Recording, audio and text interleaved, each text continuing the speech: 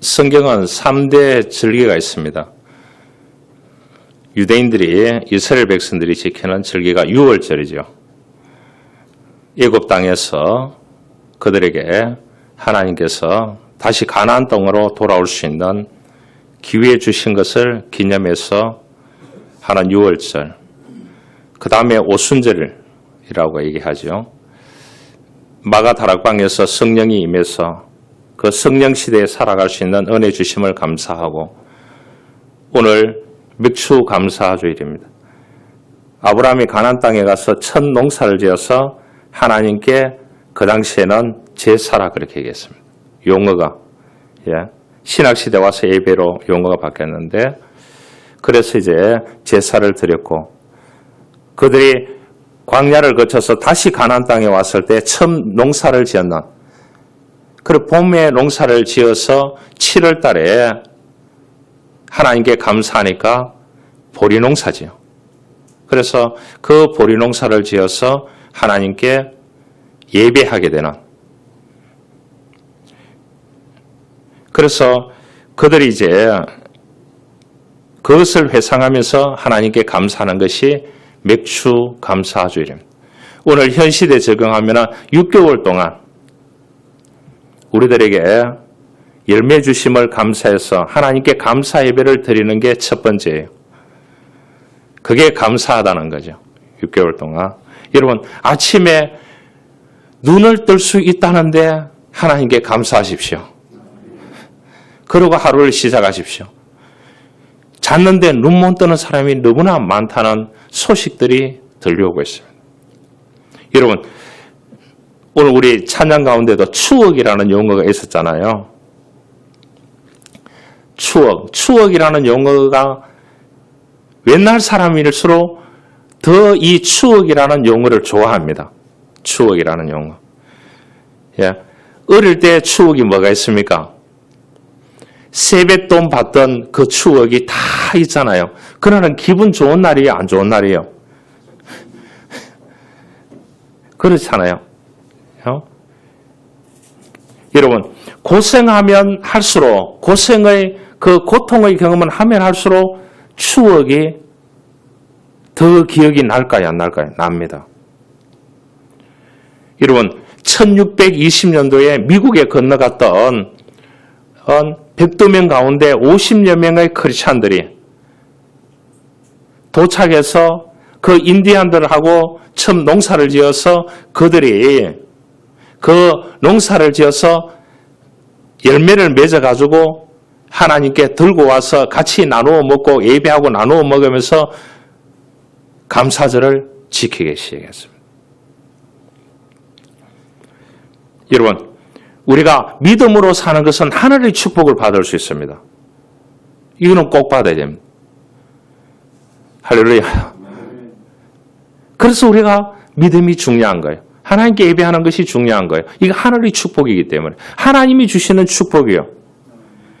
그 다음에 땅의 노력이 있어야 됩니다. 이 땅에서 하나님께서 우리들에게 시간과 공간과 또한 영역들을 다 주셨습니다. 그래서 성경에 보면은 나의 지경을 넓혀달라고 기도하고 있습니다. 그래서 이 땅의 노력과 하나님의 은혜의 축복과 이게 플러스가 되니까 하나님의 놀라운 하나님의 사람으로, 믿음의 사람으로 그렇게 살아가게 되는 줄 믿습니다. 아무리 땅의 사람으로 열심히 노력해도 하늘에서 비를 내리지 않는다. 눈을 내리지 않는다. 그렇게 하면 어떻게 될까요? 내가 아무리 노력해서 열매를 얻으려고 해도 되지 않는 겁니다. 그래서 우리가 믿음으로 사는 것은 하늘의 축복을 받고 땅에서 시간을 들이고 노력하고 에너지를 쏟아붓고 이렇게 하면서 살아감을 통해서 이 하늘의 축복과 땅의 축복이 맞물려서 그 사람이 형통하게 되는 것입니다. 풍성한 삶을 살아가게 되는 것입니다. 그래야 좋은 열매를 맺을 수 있습니다. 우리가 참으로 하나님 앞에 우리의 정성을 다해서 바칠 때 하나님께서 우리의 마음과 우리의 몸을 전적으로 헌신할 때 그것이 열매가 된다는 사실이 되겠습니다. 그 세계적인 조직 심리학자가 있습니다. 와튼 스쿨의 교수인데요. 에덤 그랜트라는 분이 썼는 책이 있는데 Give and Take 아시죠? 각자 돈 내는 거. 먹으면은 각자 돈 내는 거. 그러면은 이렇게 이제 성탄절날 뭐 했습니까? 선물 교환했잖아요. 전야에 선물 교환한 거. 이게 Give and Take로 왔는 겁니다. 기브는 주는 거죠. 이분이 세 가지의 유형의 사람을 얘기했습니다. 받는 것보다 더 주려고 하는 사람이 있다는 거예요. 이거를 기브라고 합니다. 기브라고. 그 다음에 자신이 받은 것을 우선시하는 테이커. 누가 계속 주기만을 바라가지고 그 주는 거 가지고 살아가려고 하는 사람이 있다는 겁니다. 세 번째, 받은 만큼 돌려주는 그게 있다는 겁니다. 그래서 이제 가장 많이 사람들이 이제 실패해서 성공을 거두는 게 뭐냐? 기브라는 겁니다. 무조건 주는 사람이 무조건 성공하는 것이 아니고요. 실패의 경험이 엄청나게 많다는 겁니다.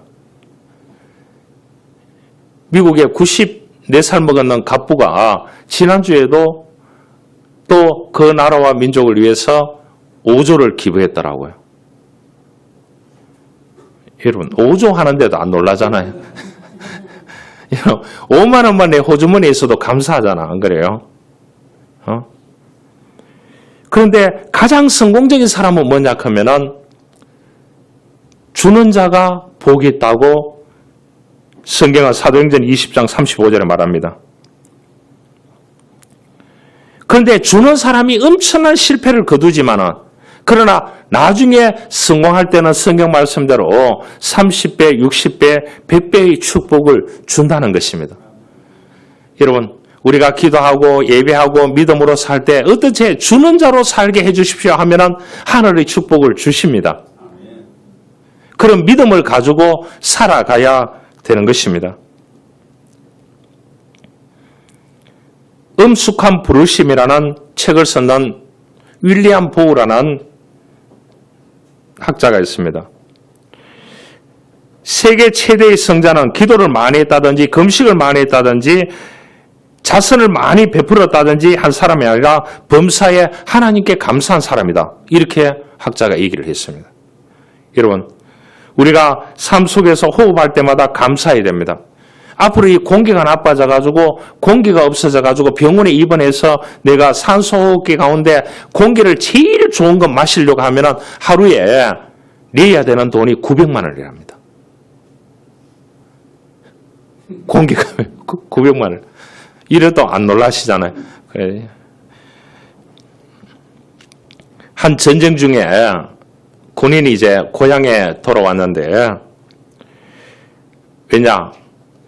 몸이 마비가 되고 하니까 분노와 원망과 하나님께 분노를 표출하고 사람들에게 분노를 가족들의 분노를 표출하니까 그래서 이제 가족들이 입원을 시켰습니다. 병원에. 그래도 막 의사 선생님이나 간호사 선생님들에게 막 분노를 표출하고 하니까 이 환자를 퇴원시키라는 거예요. 그럴수록 더 마비되는 게 풀리지 않는 겁니다.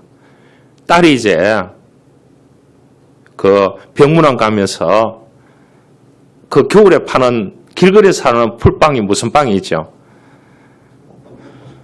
아, 붕어빵.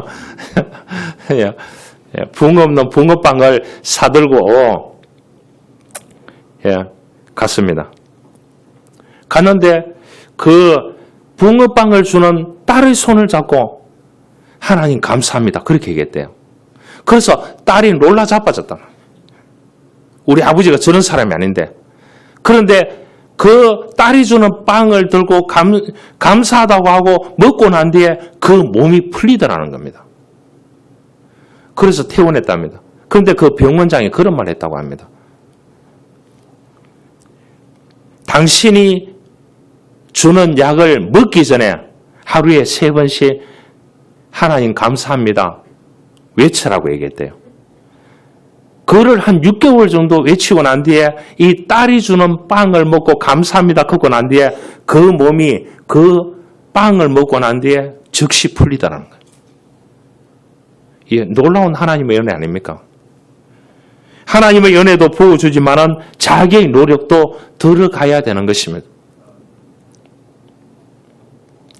예수님은 무엇을 하든지 하늘을 우러러 축사하셨습니다. 오병이어의 기적을 베푸실 때부터 시작해가지고 모든 곳에서 하늘을 우러러 축사하시고 딱 그렇게 했어요. 그 축사라는 말이 하나님께 감사했다는 뜻입니다. 여러분, 우리의 마음에 감사를 회복하십시다. 그러면 우리의 마음은 행복해집니다.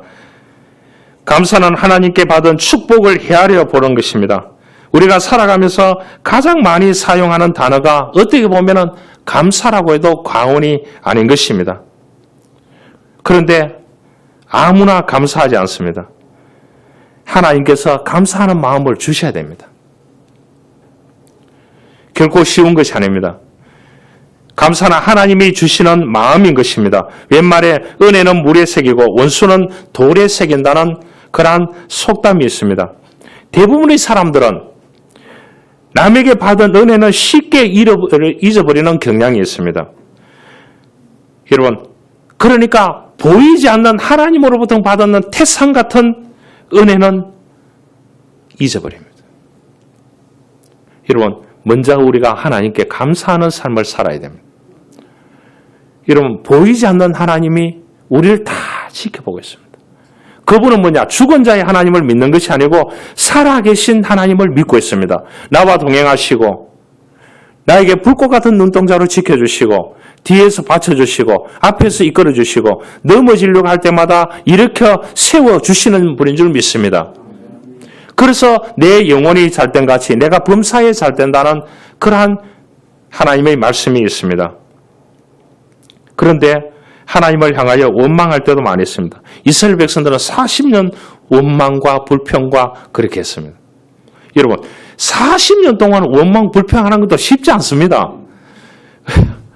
여러분, 그러면 40년 동안 열성적으로 또 감사하는 것도 쉬울까요? 어려울까요? 쉽지 않습니다. 여러분, 40년 동안 믿음을 지킨다 생각해 보십시오. 쉬울까요? 하나님의 축복을 받으려고 하면은 죽을 때까지 믿음을 지켜야 됩니다. 지금 일본이 지진이 많이 흔들리잖아요. 일본의 크리스찬들은 어떠냐고 하면은 이 사람들은요, 놀랍습니다. 놀랍다니까요. 온리 예수밖에 없어요. 제가 89년도에 갔던 기억, 2주 동안 기억이 있습니다. 그 교회 가보니까 일본인 교회 가운데서는 전국에서 제일 큰 교회예요. 몇 명 모이느냐? 전체 교인이 120명인데 한 80명에서 100명 정도 모여서 예배를 드려요. 젊은 사람이 없었어요, 그때. 그런데 어떻게 하느냐? 주로 가정이 예수 믿는 사람은 없어요. 제일 전 세계에 신이 많은 나라가 어디냐? 일본이잖아요. 각자 하는데 어떻게 하느냐? 이 사람들이 사업하는 사람도 있고 직장인도 있는데 한 사람이 한 사람 선교사를 파송해 놓는 거예요. 그러면 월급의 50%는 떼야 한 선교사를 단독적으로 지원을 할 수 있다니까요. 교회에서 80명하고 교인 120명이 한 사람씩 1대1로 지원을 하는 거예요. 그를 보고 놀랍습니다.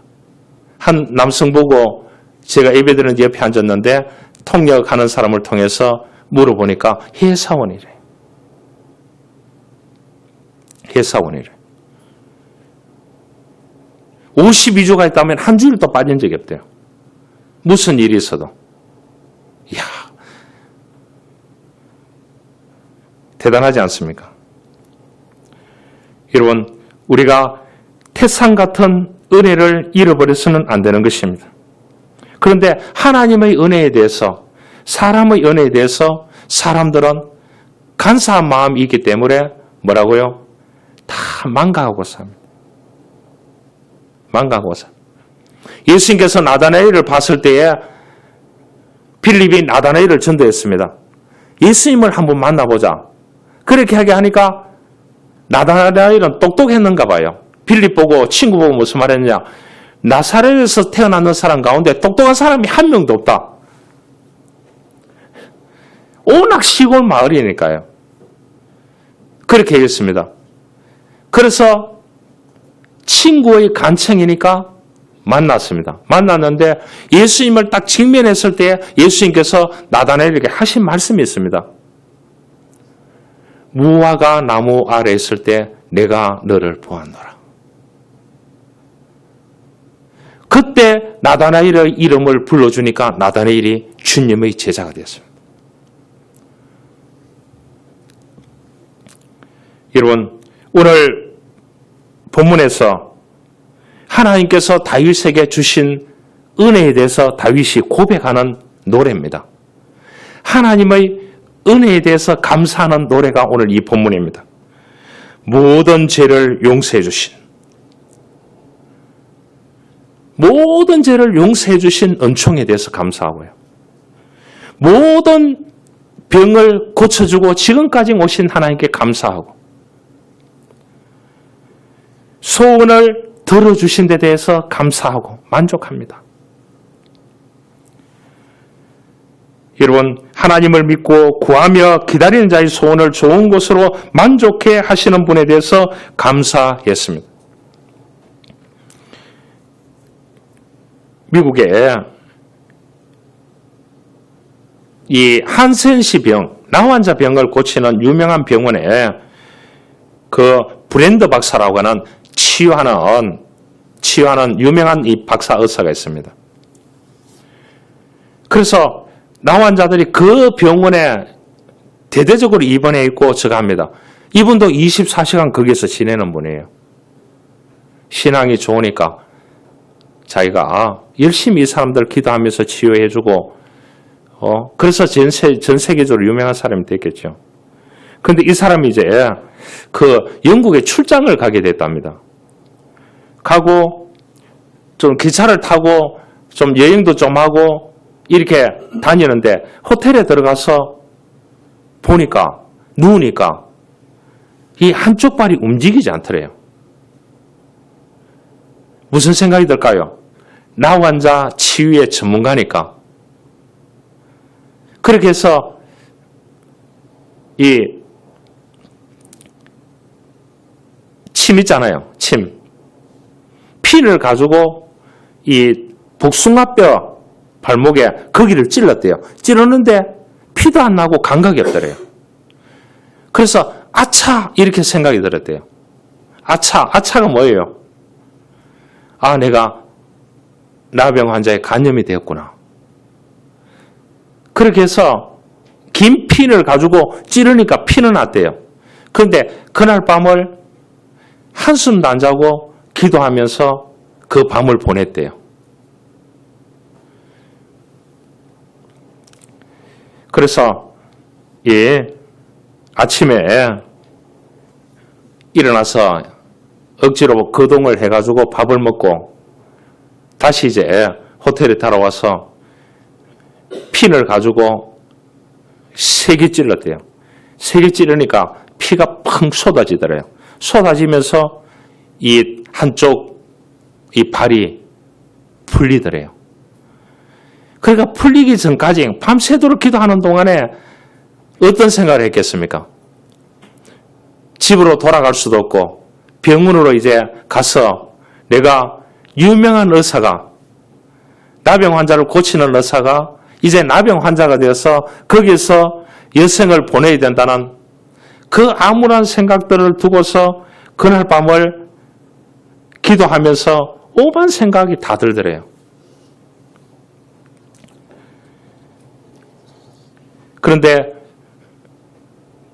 본인이 생각했을 때 참 하나님께서 믿음으로 사는 자기에게 축복을 주셨고 내가 이 땅에서 그 환자를 보면서 최선을 다하는 삶을 살았기 때문에 이것이 두 가지가 맞물려가지고 하나님께서 나에게 베푸신 은혜라는 것을 깨닫기 시작했다고 합니다. 그래서 이분이 이제 나중에 간증집을 냈는 겁니다. 간증집. 돌아보니까 하나님께 너무나 감사하다. 함께 했던 사람들에게 너무나 감사하다.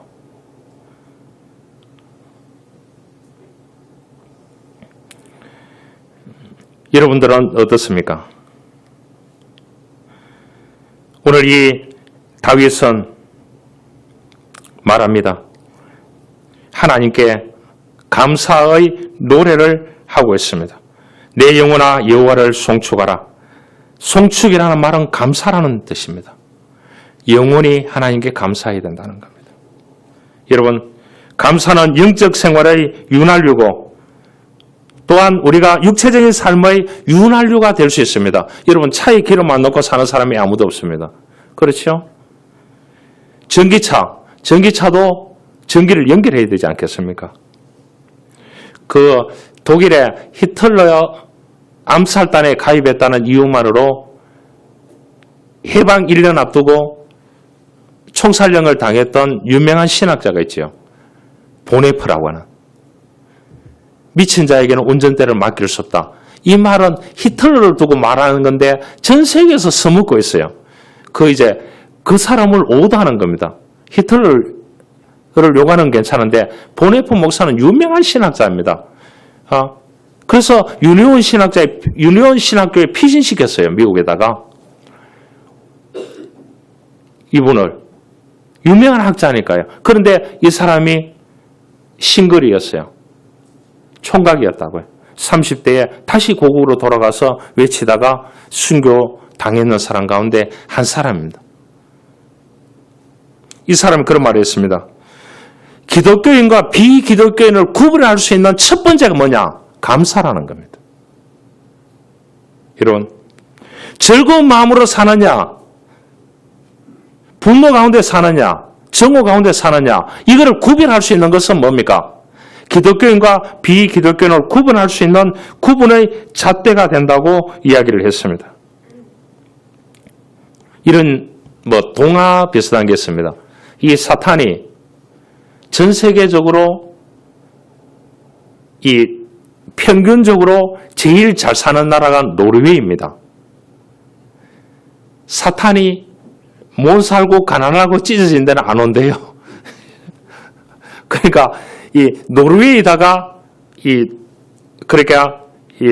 사탄이 내려와서 창고 하나를 지었다고 합니다. 창고에는 각종의 시들, 불평의 시, 슬픔의 시, 우울의 시, 원망의 시 이런 걸 저장해 놨대요. 그러니까 이 시를 누구의 마음에도 심어도 잘 나더라는 겁니다. 엄청나게 잘 나더라는 거예요. 그런데 한 동네에는 이 씨앗을 갖다가 심으니까 안 나더래요. 전혀 안 나더래요. 그 동네 이름이 뭐냐? 기쁨의 동네인 거예요. 이름 자체가. 이해 가시죠? 기쁨의 동네라는. 그 말은 뭐겠습니까? 감사하는 마음에는 사탄이 씨를 뿌릴 수 없다는 겁니다. 우리가 잘 알고 있는 성 어거스틴이 이런 고백을 했습니다. 고린도전서 13장 13절에 믿음, 소망, 사랑 이 가운데 제일은 사랑이라 그렇게 얘기했는데 성 어거스틴이 이 믿음, 소망, 사랑 플러스 감사를 붙여야 된다. 이렇게 얘기했습니다. 감사를 붙여야 된다. 그래서 감사는 감사하는 자를 두드러지게 행복하게 만들어준다고 얘기했습니다. 여러분, 다윗은 오늘 본문에서 말합니다. 내 영혼아 여호와를 송축하라. 내 속에 있는 것들아 다 그 성호를 송축하라. 내 영혼아 여호와를 송축하며 그 모든 은택을 잊지 말지어다. 저가 내 모든 죄악을 사하시며 내 모든 병을 고치시며 내 생명을 파멸해서 구속하시고 인자와 긍휼로 관을 세우시고 좋은 것으로 내 소원을 만족해 하사 내 청춘을 독수리같이 새롭게 하시는도다. 할렐루야. 여러분, 매일 이 말씀만 읽어도 은혜가 되잖아요. 그래서 이것을 풀어보면 7가지입니다. 7가지. 첫 번째가 뭐냐? 은혜 주시는 하나님께 감사. 다윗이. 두 번째가 뭐냐? 모든 죄를 사하여 주시는 데 대해서 감사. 세 번째, 병을 고쳐주시는 데 대해서 감사. 여러분, 생명을 파멸해서 구속하심에 감사. 여러분, 다윗도 숨어들어서 헤블론에 가서 동굴에 갔다가 헤블론에 가서 왕의 침을 받고 예루살렘 복귀를 못합니다. 7년 동안을요. 다섯 번째, 긍휼을 베푸심에 감사. 소원을 이루어 주심에 여섯 번째 감사. 일곱 번째, 새롭게 하심에 감사. 인생사 굴곡이 제일 많았던 성경 가운데 여러 사람이 있는 중에 한 사람이 다윗이었습니다. 그 다윗은 여러분 왕이 되면 감사하기 쉽지 않습니다. 맞아요, 맞아요. 여러분 1조 원 정도만 있어도 한 100억 정도만 있어도 하나님께 감사하고 사람에게 감사하기 힘듭니다. 길을 비켜락하지요. 어디 감히 내가 가는데 비켜락하지. 여러분 이 다윗이 7가지 감사를 103편 가운데 했습니다. 왜냐? 이 사람은 인생의 굴곡이 제일 어릴 때부터 심했던 사람입니다. 그럼에도 불구하고 하늘의 끈을 놓지 않았습니다. 하나님에 대한 믿음. 그 다음에 이 땅에서 내가 어떻게 하면은 하나님께서 나에게 붙여준 사람들과 어떻게 윈작전, 서로가 잘 되는 전략을 벌일까? 여러분, 아들이 반란을 일으키고 누나가 청탁을 해가지고 장군으로 만들어줘 놓으니까 이 누나 아들이 반란을 일으키고 굴곡이 얼마나 많았습니까? 그럼에도 불구하고 하나님께 감사하고 하나님께 제사하고 이 땅에서 자기에게 주어졌는 데 대해서 최선을 다했던 사람 가운데 한 사람이 이 다윗이었습니다. 그렇기 때문에 이 감사가 다윗에게 가는 길에 하나님께서 길이 끝나는 곳에도 길을 열어주셨습니다. 저는 그렇게 생각합니다. 행복의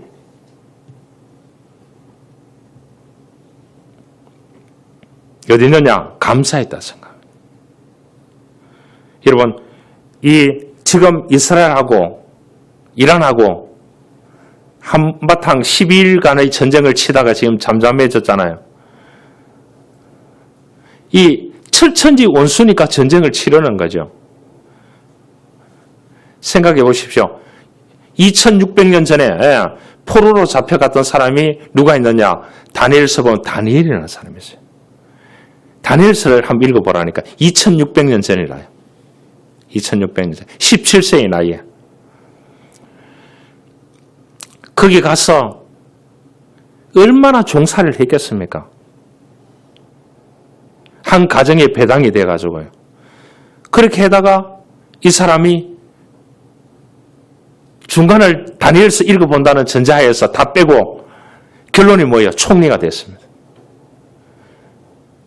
4명의 왕 가운데 총리가 됐다니까요. 여러분 왕이 바뀌면 대통령이 총리가 바뀌어야 되잖아요. 워낙 잘해서 됐습니다. 거기에서 죽었습니다.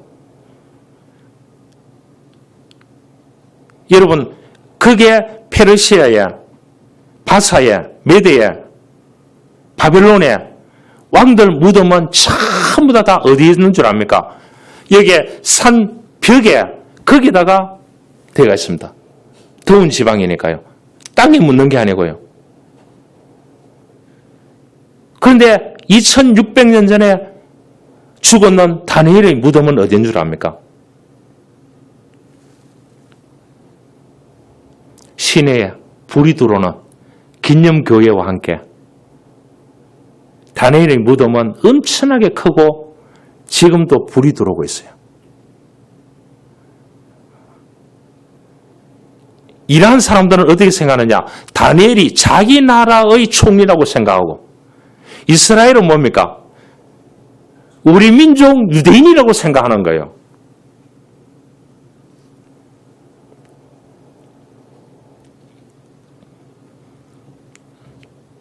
포로기 생활 가운데 제일 감사를 많이 했던 사람이 다니엘입니다.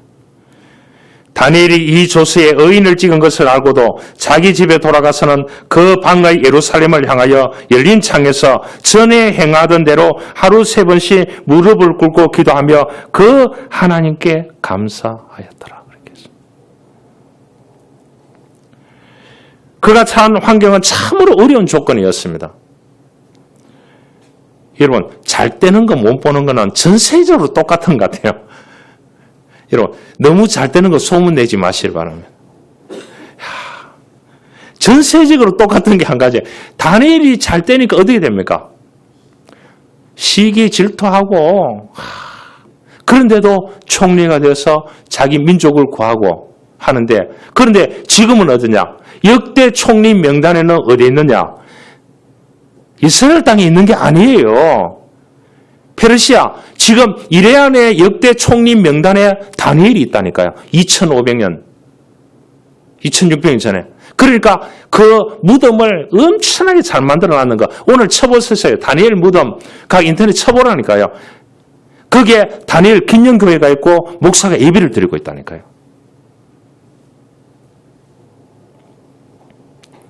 그 다니엘이 그런 조건 가운데서도 하나님께 감사했다. 여러분, 포로로 잡혀서 제가 어릴 때 보니까 우리 예배 드리러 오는데 소를 많이 키우는, 근데 그게 머슴이라 그랬어요. 지금은 헬퍼라 그렇게 얘기해요.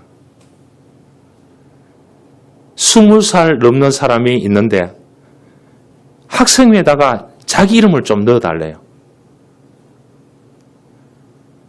근데 옛날에는 부족사회이기 때문에 그 동네 출신이 아니면 넣어주지 않아요. 교회에서도 넣어주지 않아요. 넣어달래요. 그런데 그분이, 제가 그쪽 지역에 특강을 갔는데 교회 연합회에서 하는 특강을 했는데 2시간 동안 진행을 했는데 거기 왔는데 저보고 인사를 했어요. 그분이 목사가 돼서 그쪽 지역에서 목회를 하고 있더라고. 제가 기절초풍할 뻔했습니다. 얼마나 찢어지게 가난했으면 다른 동네에 쉽게 말하면 팔려와가지고 거기에서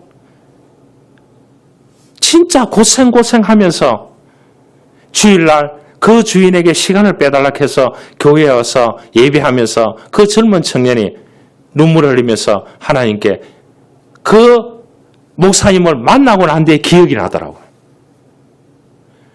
이야, 하나님께서 저렇게 믿음으로 사는, 난 저렇게 찢어지는 게 가난한 가정에서 자라서 다른 동네에 머슴으로 팔려와서 살았는 저 사람에게도 기회를 주는 하나님께 참 대단하다. 우리가 믿는 하나님 대단합니다. 할렐루야. 사도 바울이 그랬습니다. 사도 바울은 다니엘처럼 얼마나 고생했습니까? 이 사람은 예수 안 믿어서 예수가 메시아라는 구원 받지 않은 영혼이었다면 이 사람 잘 먹고 잘 사는 최고의 엘리트입니다. 동서남북이 다 갖춰져 있는 사람입니다. 가브리엘 문화에서 유대인으로서 디아스포라 되어서 로마 시민권 받았지요. 또 뭐냐 하면은 유명한 수학자, 철학자지 않습니까? 율법학자지 않습니까? 동서남북을 다 갖춘 사람인데 이 사람이 예수가 메시아, 구원자라는 것을 알고 영원한 생명을 주시는 분은 예수다. 오직 예수다. 이것을 느끼는 순간 자기 생애에는 뭐냐? 고통이 시작됐습니다. 터널이 시작됐습니다. 여러분, 자동 세차하는 거 보셨죠? 제가 일본에 갔을 때 89년대 갔을 때 봤다니까요. 여러분, 89년대 갔을 때 찜질방에 가 잤다니까요. 여러분, 쨍하고 했던 날 뭐라고요? 그 다음 가사가 뭐예요? 난 돌아온단다. 맞죠? 여러분, 여러분, 차가 들어갔는데 엉망인데 몇 분 만에 쨍하고 했던 날 돌아온단다. 까지 차가 새 차가 돼 확 들어오잖아요. 바울이 예수를 영접하는 순간 그 인생이 정말로 그 영혼이 쨍하고 했던 날 돌아왔는 거예요. 항상 기뻐하라, 쉬지 말고 기도하라, 범사에 감사하라. 그렇게 했습니다. 자기는 로마 감옥에서 참수형을 당해서 주님을 위해서 죽는 그 순교의 현장이 오더라도 나는 하나님께 감사한다는 것이 오늘 이 바울이 고백했던 항상 기뻐하라, 쉬지 말고 기도하라, 범사에 감사하라. 우리 인생들은 이 땅의 삶을 살아갈 때 무거운 짐을 지고 살아갑니다. 질병의 짐도 많고 빚더미의 짐도 많고 일터의 짐도 많고 직장의 짐들도 많고 자녀의 짐들도 많이 있습니다. 그렇죠? 자녀 때문에 고생하는 사람들도 너무 많더라고요. 여러분, 하나님은 사랑이십니다. 신실하십니다. 능력이십니다. 우리의 짐을 다 해결하여 주시는 분인 줄 믿습니다. 여러분, 지나가는 사람 100사람에게 물어보십시오. 요즘 어떻게 사십니까? 1등이 뭔 줄 압니까?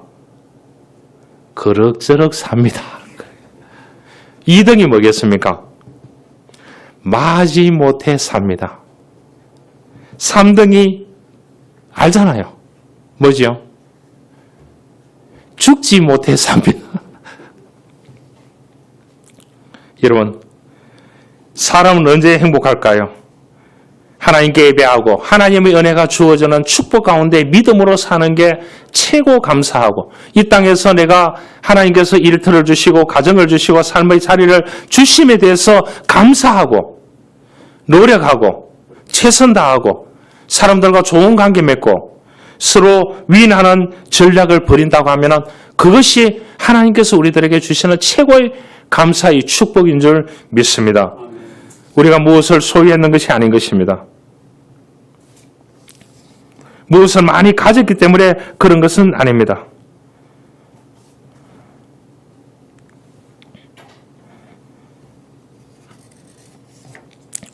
한 가지 글을 읽어드리고 마치려고 합니다. 감사는 우리를 행복하게 만듭니다. 돈의 노예됨이 없이 진리를 위해 내 삶을 던질 수 있어서 감사하십시오. 그 말은 뭐겠습니까? 여러분 가난합니까? 감사하면서 살아나는 겁니다. 여러분 돈이 많습니까? 감사하십시오. 청지가 되어서 하나님의 선한 일에 동참할 수 있어서 감사하십시오. 지난주에 한 목사님, 후배 목사님이 왔는데 권사님이 전화 왔는 거예요. 그 교회 권사님이 5분 사이로 전화 왔는 거예요. 사택에 에어컨이 없으니까 가족들이 어떻게 지내느냐고 애들하고. 그러니까 그 권사님이 에어컨을 사드릴 테니까 지금 오라는 거예요. 그러니까 목사님이 괜찮다고 내가 중고 한 대 사면 된다고.